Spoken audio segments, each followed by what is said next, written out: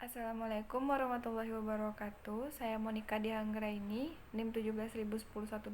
Di sini saya akan membahas mengenai perkembangan paradigma pembangunan di Indonesia yang dimana itu ada 3. Yang pertama ada paradigma pertumbuhan, paradigma kesejahteraan, dan paradigma pembangunan yang ini berpusat pada manusia.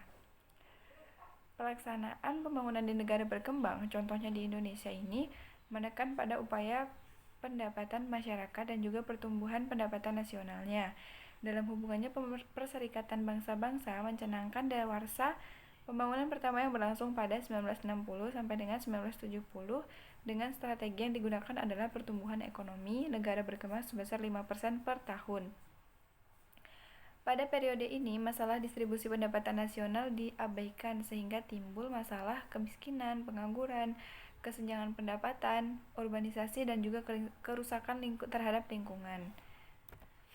Dalam paradigma pertumbuhan, peran pemerintah adalah menyusun perencanaan dan juga menciptakan pertumbuhan ekonomi yang diinginkan dengan unsur pertama yaitu pertumbuhan GNP serta pertumbuhan tingkat penanaman modal.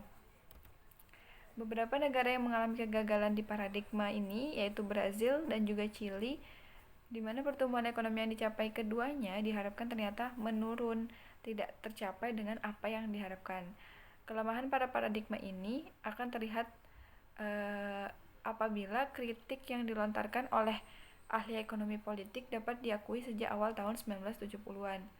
Pembangunan harus berarti pemenuhan kebutuhan pokok seperti kesempatan kerja dan berusaha berantas kelaparan dan juga kekurangan gizi. Karena kelemahan ini, para ahli merekomendasikan untuk menggeser paradigma pembangunan pada paradigma kebutuhan dasar. Pada umumnya, paradigma pembangunan memang berorientasi pada kebutuhan pokok, padat karya, berskala kecil, bertumpu pada sumber regional, berpusat pada desa dan teknologi yang cepat dan tepat guna. Strategi pembangunan yang asistensialisme ini tidak mendorong masyarakat untuk mandiri. Tujuan pembangunan masyarakat tidak lagi dapat tercapai karena masyarakat hanya dipandang sebagai objek asistensi atau objek bantuan di dalam bentuk pegawai, pelayanan, dan pemberi fasilitas sosial. Pembangunan masyarakat pada luluran tangan pemerintah dan dapat merendahkan martabat warga negara.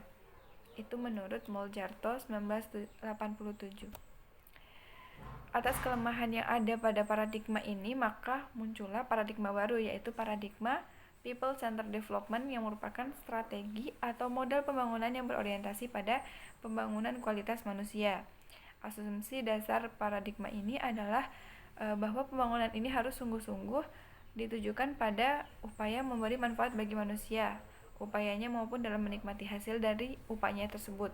Di samping itu, paradigma pembangunan ini memungkinkan masyarakat untuk memiliki kesempatan